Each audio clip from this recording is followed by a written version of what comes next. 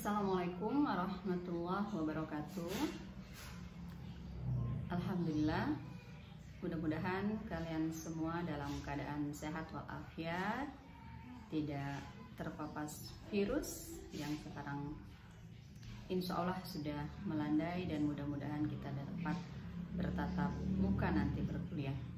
Namun karena pada kesempatan ini kita belum bisa bertatap muka, maka saya akan melakukan perkuliahan masih tetap secara online. Dan untuk materi kali ini saya minta kalian untuk menyimak video yang sudah saya rekam pada hari ini.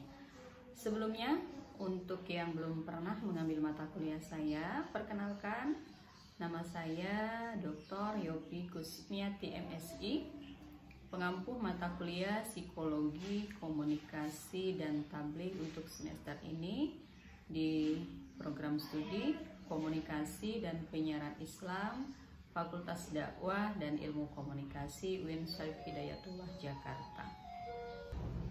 Baik, sekarang kita mulai masuk kepada pengertian-pengertian dasar apa itu psikologi, komunikasi, tabligh, psikologi, komunikasi, dan tabligh.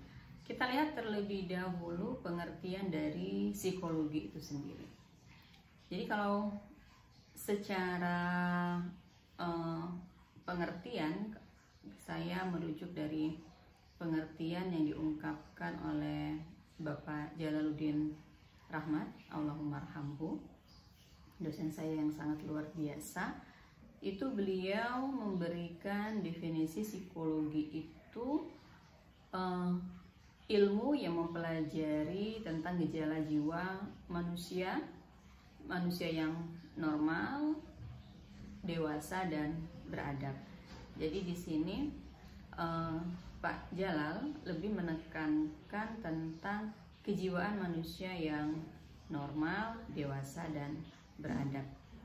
Kemudian kalau kita merujuk pengertian dari Robert, salah seorang ilmuwan psikologi, dia mengatakan bahwa psikologi ini secara umum dipergunakan untuk ilmu yang mempelajari tentang tingkah laku dan pengalaman manusia.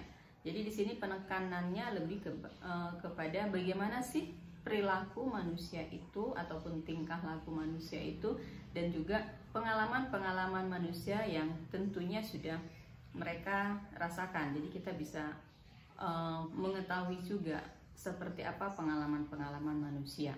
Jadi intinya kalau kita melihat dari kedua definisi tersebut, psikologi ini menekankan kepada kesadaran dan pengalaman manusia. Jadi kita juga bisa meneliti seperti apa kesadaran dan pengalaman manusia itu, khususnya kepada perilaku manusianya. Jadi kalau misalnya nanti ke depan kalian ingin melakukan penelitian yang berkaitan dengan perilaku manusia, ini bisa menggunakan pendekatan psikologi ataupun psikologi komunikasi. Jadi memang psikologi ini melihat bagaimana respon yang terjadi pada masa lalu, kemudian bisa juga meramalkan respon yang akan datang. Itu untuk pengertian psikologi secara dasar. Saya tidak akan banyak memberikan definisi-definisi yang lain ya, tapi ini hanya sebagai pengantar saja, hanya sebagai pemantik kalian saja. Nanti tentunya kalian bisa mencari definisi-definisi psikologi yang lebih banyak lagi. Kalau untuk pengertian komunikasi, saya yakin kalian sudah banyak menemukan atau membaca pengertian-pengertian dari komunikasi itu sendiri. Tapi saya akan memberikan beberapa hal pengertian komunikasi yang memang berkaitan dengan psikologi. Yang pertama itu sebuah definisi yang disampaikan oleh Peto dan Mures. Di sana mereka mendefinisikan komunikasi itu sebagai proses berbagi makna melalui perilaku verbal ataupun nonverbal. Jadi di sini Peto dan Wres itu penekanannya lebih bagaimana sih adanya suatu proses berbagi makna. Jadi ada makna yang diungkapkan orang itu baik melalui perilaku verbalnya atau non-verbal, sehingga kita tidak hanya fokus misalnya kepada satu komunikasi saja yaitu verbal ataupun hanya kepada non-verbal saja, tetapi lebih kepada keduanya. Karena baik verbal ataupun non-verbal itu pasti mempunyai makna tersendiri bagi orang yang mendengarkan atau bagi orang yang menerima pesan tersebut. Kemudian kita melihat pengertian komunikasi dari Jean Paul. Kalau Jean Paul di sini lebih menekankan bahwa dalam komunikasi itu adanya proses transmisi. Jadi adanya transmisi informasi, ada transmisi pengertian yang di situ menggunakan simbol-simbol yang sama. Artinya, dalam kacamatanya Jean, ketika orang berkomunikasi, maka di situ dia telah memindahkan simbol-simbol, atau tadi dia telah mengirimkan simbol-simbol kepada orang lain, tetapi tentunya simbol-simbol yang dikirimkannya itu memiliki makna yang sama dengan orang yang menerima tersebut. Karena tentunya ketika kita mengirimkan suatu simbol tetapi dimaknai lain oleh orang yang menerima, pasti akan beda maknanya ya. Maka kalau kita ingin mengirimkan suatu simbol kepada orang lain, kita harus yakin terlebih dahulu bahwa orang tersebut juga memang memiliki kesamaan simbol dengan kita. Nah, kita melihat lagi satu pengertian komunikasi dari Dance, bahwa dalam kerangka psikobehaviorism, menurut Dance, komunikasi itu bagaimana suatu usaha seseorang menimbulkan respon melalui lambang-lambang verbal ketika lambang-lambang tersebut bertindak sebagai stimuli ataupun sebagai stimulus. Jadi kalau melihat dari kerangka psikobehaviorism Dance ini, seseorang bisa dikatakan dia berkomunikasi kepada orang lain ketika memang dia bisa menimbulkan respon melalui lambang-lambang verbal, dan lambang-lambang itu memang merupakan suatu stimulus. Artinya lambang-lambang itu mempengaruhi perhatian seseorang terhadap lambang tersebut. Ya, kalaupun misalnya kita berkomunikasi kepada orang lain menggunakan lambang ataupun menggunakan simbol, tetapi itu tidak menjadi stimulus bagi orang tersebut, nah bagi Dance itu berarti bukan sebuah komunikasi. Jadi kita memang harus bisa bagaimana ketika kita mengirimkan pesan itu, apalagi ketika kita menggunakan lambang-lambang verbal gitu ya, melalui kata-kata, kita harus benar-benar yakin bahwa memang lambang yang kita gunakan atau kata-kata yang kita gunakan itu bisa mempengaruhi orang tersebut atau mendapatkan perhatian dari orang tersebut. Nah, jadi dari 3 pengertian itu tadi kita bisa melihat bahwa memang dari sudut pandang psikologi itu lebih banyak menekankan kepada stimulus. Karena ketika memang kita sudah mengirimkan stimulus dan orang lain itu sudah mendapatkan stimulus dari kita, maka di situ sudah terjadi komunikasi. Tentunya banyak pengertian-pengertian komunikasi yang lain ya, yang berkaitan dari sudut pandang ilmu psikologi, namun sekali lagi saya tidak akan menyampaikan semuanya. Saya hanya melihat kepada poin-poinnya saja dan mengajak kalian untuk sama-sama mereview atau merecall memori kalian tentang apa yang sudah kalian pahami mengenai definisi komunikasi itu.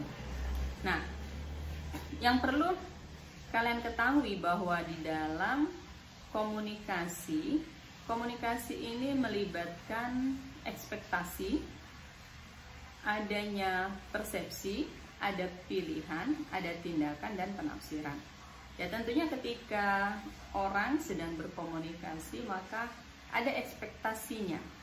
Apa sih yang dia harapkan dari komunikasi tersebut? Apakah dia ingin mendapatkan timbal balik dari orang lain? Apakah dia hanya ingin menyampaikan pesan dia kepada orang lain itu sehingga orang lain bisa menerimanya, atau apa? Nah itu akan banyak hal ya, ekspektasi tergantung dari individu itu sendiri. Kemudian dalam komunikasi tentunya ada persepsi, kemudian ada pilihan, artinya kita bebas memilih dengan siapa kita ingin berkomunikasi, di mana kita ingin berkomunikasi dengan orang lain, apa pesan yang akan kita sampaikan, dan lain sebagainya. Baik, berbicara tentang psikologi komunikasi dan tabligh, tentunya di situ tidak akan terlepas dari adanya subjek, yaitu manusia. Karena di dalam materi ini itu mencakup tentang proses komunikasi manusia, atau biasa kita sebut dengan human communication, berdasarkan perspektif psikologi. Jadi secara spesifik materi-materi yang nanti akan saya berikan ini memfokuskan lebih kepada bagaimana sih karakteristik ataupun komponen tentang manusia itu sendiri yang berkaitan dengan komunikasi, atau yang berkaitan dengan unsur-unsur komunikasi, baik dari komunikator, pesan, media, komunikannya, yang mempengaruhi efektivitas dan efisiensi proses dan hasil komunikasi. Jadi sebelum nanti saya menyampaikan pengertian-pengertian dasar mengenai psikologi komunikasi dan tabligh ini, saya ingin mengajak kalian untuk mengetahui terlebih dahulu apa sih sebenarnya manfaat mempelajari mata kuliah psikologi komunikasi dan tabligh ini. Dan nanti saya juga akan mengajak kalian untuk mereview kembali mata kuliah yang sudah pernah kalian pelajari, baik itu mengenai ilmu komunikasi, atau mungkin ada yang sudah mempelajari tentang ilmu tabligh, atau mungkin juga ada yang sudah mempelajari tentang ilmu psikologi. Nah, di sini kita akan menggabungkan ketiga unsur tersebut.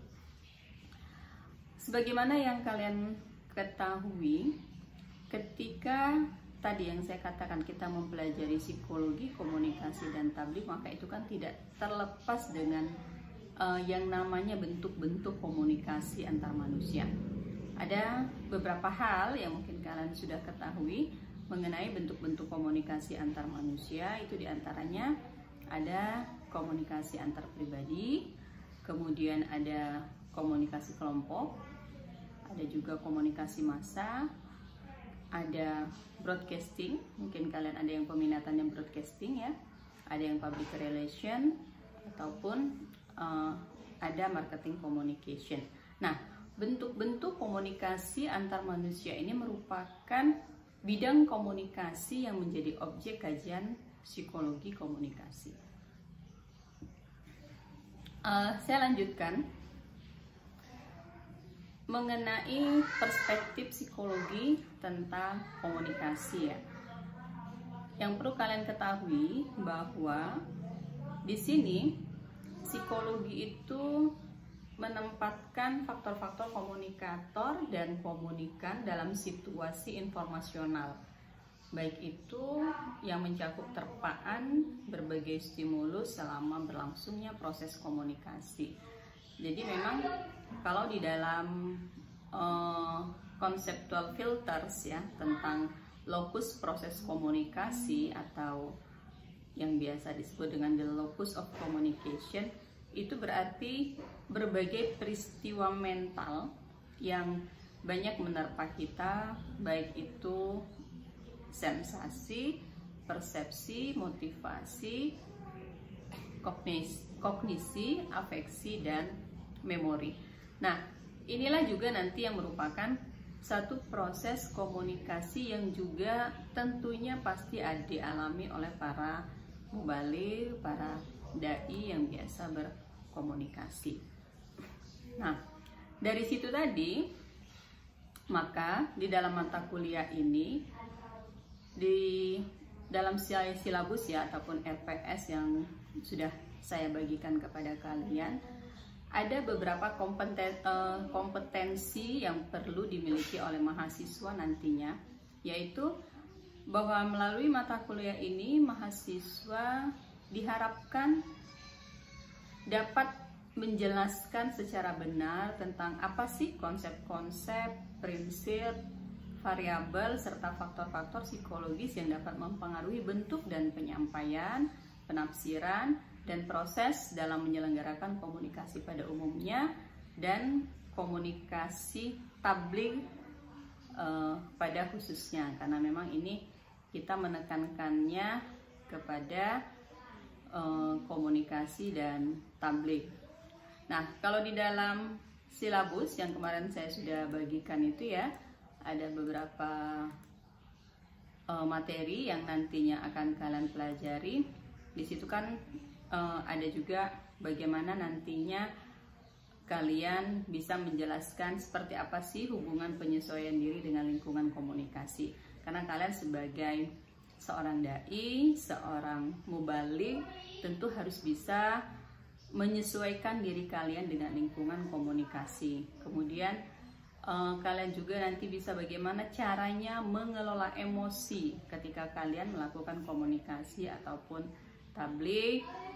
Ada juga kalian menjelaskan hubungan sikap dan tujuan manusia itu seperti apa.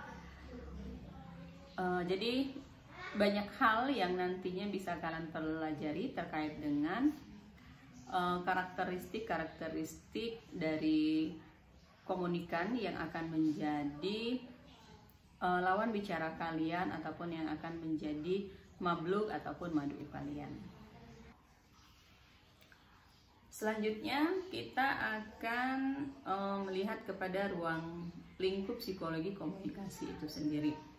Seperti yang tadi saya sampaikan bahwa psikologi komunikasi itu kan mencoba menganalisa seluruh komponen ya, komponen yang terlibat dalam proses komunikasi. Maka di sini bahwa psikologi komunikasi itu dari sudut komunikator itu dapat melacak sifat-sifat apa sih yang menyebabkan satu sumber komunikasi dapat berhasil mempengaruhi orang lain, sedangkan sumber yang lain tidak. Jadi kita bisa melihat bagaimana seorang komunikator itu cara dia mempengaruhi orang lain, karena tidak semua komunikator itu berhasil mempengaruhi orang lain ya. Ada komunikator yang sangat mudah sekali diikuti oleh komunikannya, tetapi ada juga yang tidak. Kemudian kalau dari sudut pandang komunikan, artinya dari segi komunikannya, di situ kita bisa melihat karakteristik manusia yang menjadi komunikan dan faktor internal eksternal yang mempengaruhi perilaku komunikasinya. Artinya ketika kalian menyampaikan pesan, kalian berdakwah, maka kalian juga bisa mengetahui karakteristik dari mad'u kalian ataupun dari mablug kalian dengan melihat apa faktor internal yang bisa mempengaruhi mereka dan apa juga yang dari faktor eksternalnya yang bisa mempengaruhi mereka. Nah, ketika kalian sudah dapat memahami kedua faktor ini, baik faktor internal dan eksternal, maka kalian akan lebih mudah untuk mempengaruhi orang tersebut atau lebih mudah untuk menyampaikan pesan-pesan yang akan kalian sampaikan. Sedangkan kalau dari unsur pesan itu sendiri, maka di sini kalian bisa lebih menekankan bagaimana komunikasi di antara individu.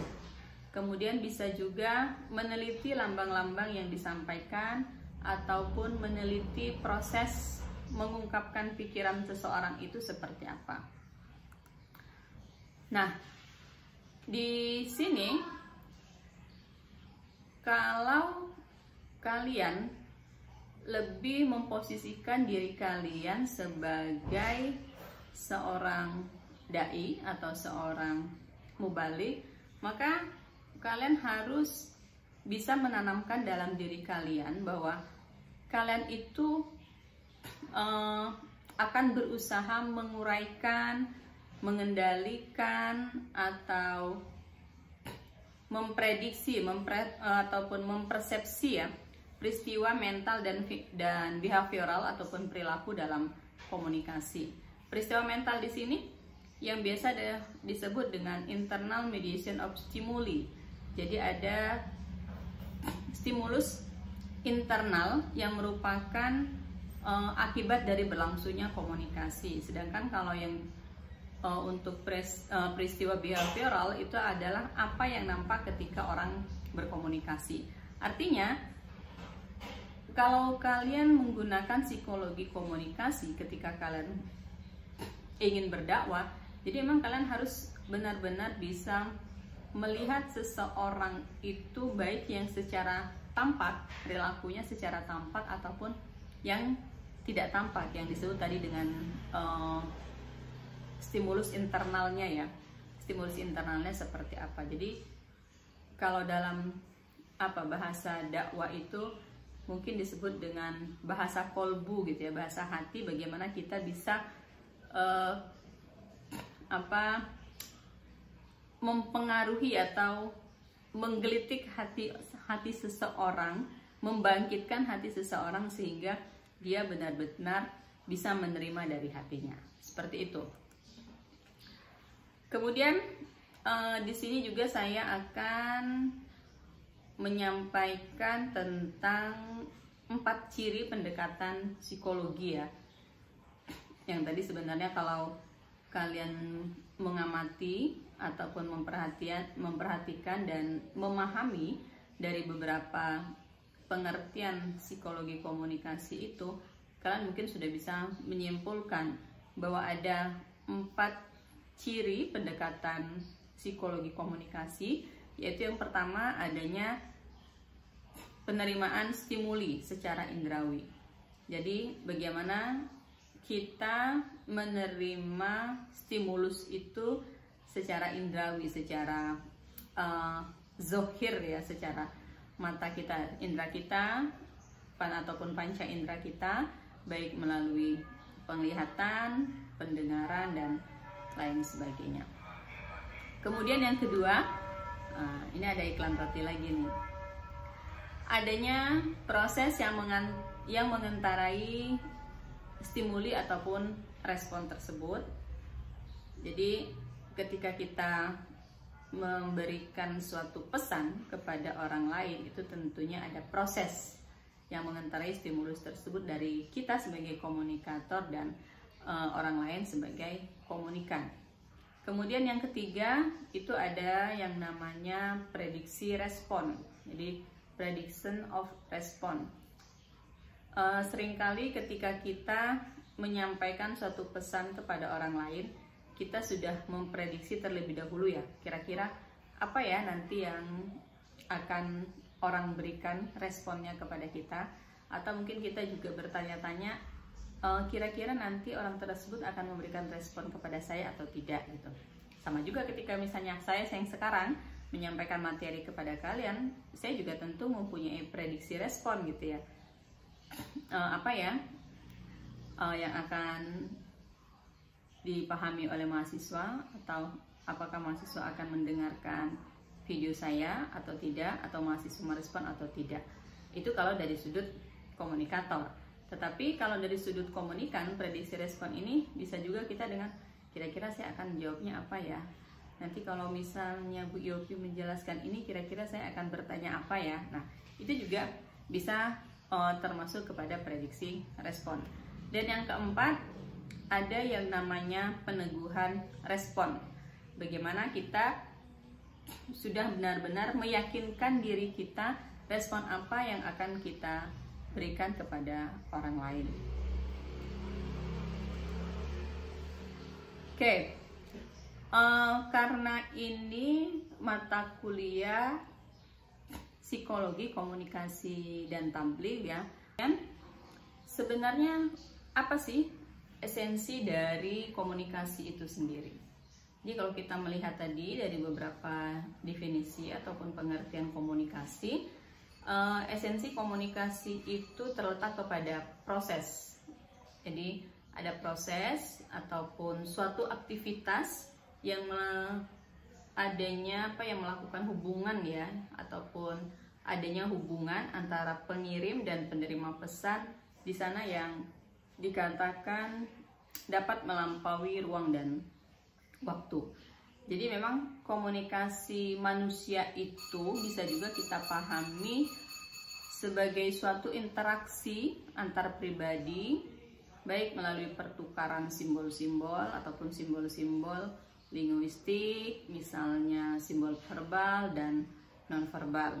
Kemudian tentunya ketika kita berkomunikasi, maka di sana ada suatu usaha kita, bagaimana kita bisa menciptakan pesan, kita bisa mengalihkan pesan, dan kita itu pada dasarnya ketika berkomunikasi, kita memberikan diri kita ini sebagai suatu tempat di hati orang lain, sehingga orang itu bisa menerima pesan kita bisa menerima pesan dari orang tersebut, maksud saya, dan orang lain pun bisa menerima pesan dari kita. Jadi pada saat yang bersamaan ketika kita melakukan komunikasi, kita memberikan tempat kepada orang lain pun juga hendaknya bisa memberikan tempat kepada kita, sehingga memang kita bisa saling menerima pesan yang diberikan.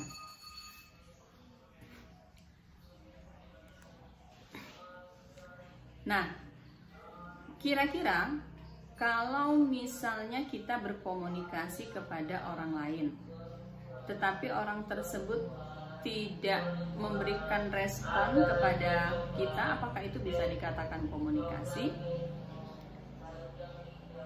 Ya, tentunya kalau kita tidak mendapatkan respon dari orang lain, ya kita tidak bisa dikatakan terjadi komunikasi antara kita dengan orang tersebut ya. Karena komunikasi itu kan terjadi jika setidaknya sumber ataupun komunikator itu bisa membangkitkan respon kepada penerimanya melalui pesan-pesan yang dia sampaikan yang tadi, baik itu dalam bentuk tanda atau simbol, baik itu dengan bahasa verbal ataupun non-verbal, tanpa kita harus memastikan terlebih dahulu bahwa kedua pihak yang berkomunikasi itu mempunyai sistem simbol yang sama. Tetapi tentunya ketika kita berkomunikasi, maka kita dapat membuat orang lain itu mengambil bagian ataupun mengalihkan berita atau gagasan dan mengatur kebersamaan untuk membuat orang tersebut terlibat dalam komunikasi kita. Jadi itu penekanannya lebih kepada saling menerima ataupun saling mengirimkan komunikasi dengan simbol-simbol yang sama. Baik, kalau tadi kita sudah melihat pengertian dari psikologi, pengertian dari komunikasi, sekarang kita bisa menyimpulkan bahwa di dalam psikologi itu menyebut komunikasi itu lebih kepada penyampaian energi dari alat-alat indera ke otak kita pada peristiwa penerimaan dan pengolahan informasi. Jadi pada proses bagaimana orang saling mempengaruhi di antara berbagai sistem dalam diri organisme dan di antara organisme tersebut. Kemudian juga bahwa dari perspektif psikologi komunikasi juga dikatakan ada suatu proses komunikasi yang dilakukan individu melalui satu stimulus yang biasanya stimulus yang berupa verbal untuk mempengaruhi perilaku orang lain ataupun audiens. Jadi di sini kalau kalian misalnya ingin menjadi seorang mubaligh, ya kita kaitkan dengan tabligh tadi, atau ingin menjadi dai, maka tugas kalian itu bagaimana kalian memang bisa mengirimkan suatu pesan, suatu ajaran-ajaran Islam untuk dapat mempengaruhi orang lain, agar orang itu benar-benar bisa menerima pesan yang kalian sampaikan dan nanti bisa merubah tindakannya. Artinya bisa merubah tindakannya itu dia bisa bertindak sesuai dengan pesan yang kalian sampaikan tersebut. Karena di situ artinya ketika ada perubahan tindakan yang dilakukan oleh orang lain, berarti di situ kalian sudah bisa membentuk perilaku seseorang. Jadi memang tugas berat ya seorang mubaligh itu, kita harus bisa membentuk orang lain sesuai dengan pesan yang kita sampaikan, tapi tentunya tanpa harus ada paksaan. Seperti itu. Mudah-mudahan kalian bisa memahami ya tentang penekanan dari pengertian komunikasi berdasarkan perspektif psikologi. Saya lanjutkan kembali, karena mata kuliah ini kan mata kuliah psikologi komunikasi dan tabligh ya. Karena di situ ada kata-kata tablighnya, tentunya kita tidak akan terlepas dari komunikasi Islam. Ini sesuai dengan prodi kalian, komunikasi dan penyiaran Islam. Jadi memang komunikasi Islam itu sangat penting juga diketahui oleh mahasiswa Fakultas Dakwah, khususnya KPI, apalagi yang memang minatnya kepada public speaking yang tentunya nanti mempersiapkan diri kalian untuk menjadi dai dan mubaligh. Nah, kenapa penting kalian mengetahui komunikasi Islam ini? Karena memang ketika kalian menjadi seorang mubaligh ataupun seorang dakwah, tentunya kalian kan harus menggunakan etika-etika komunikasi yang Islami. Jadi memang komunikasi itu bukan berarti tidak mempunyai etika, maksudnya yang komunikasi non-Islami bukan berarti tidak mempunyai etika, tetapi ketika kita menggunakan komunikasi Islami, maka tentunya kita juga akan menggunakan etika komunikasi Islam. Misalnya diantaranya seorang mubaligh, seorang dai itu kan dituntut memiliki akhlak karimah atau akhlak yang mulia, ya tadi artinya dia mempunyai etika atau beretika gitu ya. Kemudian pesan-pesan yang dia sampaikan itu, artinya komunikasi yang dia lakukan itu pesan-pesannya bersumber dari Al-Quran dan hadis. Jadi memang kalau kalian bertanya emang apa sih Bu bedanya antara komunikasi yang umum gitu ya, yang tidak ada embel-embel Islamnya, dengan komunikasi Islami, yaitu lebih kepada pesannya, lebih kepada konten komunikasi itu ya. Kalau kalian sebagai seorang mubaligh, tentunya kan pesan yang disampaikan itu harus memang sesuai tadi dengan Al-Quran dan hadis, dan memang kalian menyampaikan pesan-pesan itu sesuai dengan perintah agama. Jadi ya mau tidak mau memang ada rujukan yang tepat, rujukan yang memang harus kalian jadikan referensi ketika kalian menyampaikan pesan tersebut. Jadi bukan berarti hanya seperti komunikator biasa gitu kan, yang hanya menyampaikan pesan-pesan secara umum. Ya tentunya seorang dai, seorang mubaligh itu pasti ada konten tersendiri atau pesan khusus ketika memang ingin menyampaikan ajaran-ajaran agama Islam. Nah, oleh sebab itu juga saya di awal selalu menyampaikan kepada mahasiswa, kalau kalian sudah benar-benar mengikrarkan diri kalian, misal ingin menjadi seorang mubaligh, ingin menjadi seorang dai, ya kalian harus memiliki dan menjunjung tinggi nilai-nilai etika dalam menyampaikan pesan ketika kalian berceramah, ketika kalian berkhutbah, atau ketika kalian bertabligh di mana saja. Nah, nanti kita akan perdalam kembali di materi-materi yang lain ya, di pertemuan-pertemuan berikutnya, bagaimana kita dapat mengetahui karakteristik dari mad'u kita ataupun dari mablu kita.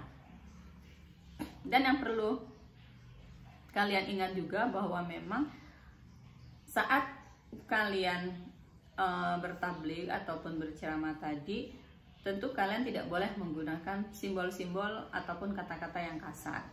Dan hati-hati ketika menggunakan simbol-simbol dalam komunikasi, karena tidak semua simbol yang kita paham itu dimaknai yang sama dengan orang lain. Jangan sampai kita menggunakan satu simbol yang kita anggap itu simbolnya yang etis gitu ya, ternyata bagi orang lain yang sedang kita hadapi itu merupakan simbol yang tidak wajar.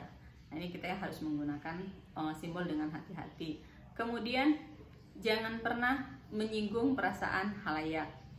Kalian sudah tahu kan ya, salah satu ciri komunikasi itu irreversible, tidak dapat ditarik kembali. Maka ketika kita berceramah menyinggung perasaan orang lain, ya orang lain tidak akan bisa melupakan itu dan tidak akan pernah bisa ditarik kembali. Kemudian kita juga perlu memperhatikan gerak-gerik kita, perilaku kita, cara pakaian. Jangan sampai kita berpakaian yang menyalahi kaidah agama atau kaidah budaya orang yang sedang kita hadapi. Nah, berbicara tentang etika komunikasi ini ya, sebenarnya di dalam Al-Quran itu kan sudah banyak disebutkan beberapa perkataan-perkataan yang baik atau etika-etika komunikasi yang bisa kita gunakan.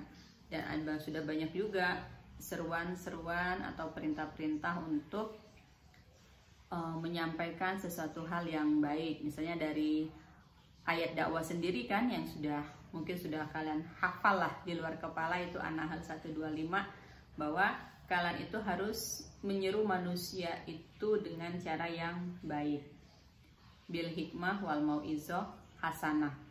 Kalaupun kalian ingin membantah pun kan tetap dengan wajadilhum billati hiya ahsan. Tetap ajaklah mereka berdebat atau bantalah mereka dengan cara yang baik pula. Artinya di sini kita harus tetap menggunakan kata-kata yang baik atau kalimat-kalimat yang baik. Ada lagi di dalam Al-Baqarah ayat 83 itu kan dengan istilah qaulan hasanah, dan berkatalah kamu kepada manusia dengan cara yang baik, qaulan hasanan. Atau ada juga dengan qaulan ma'rufan, qaulan layyinan, qaulan sadidan. Dan menyampaikan pesan itu juga harus dengan qaulan balighon, dengan pesan yang benar-benar sampai. Dan ada banyak lagi yang nanti bisa kalian baca kembali, buka kembali Al-Quran dan kalian cari ada berapa perintah-perintah di dalam Al-Quran itu yang berkaitan dengan etika komunikasi Islam yang tadi diantaranya sudah saya sebutkan.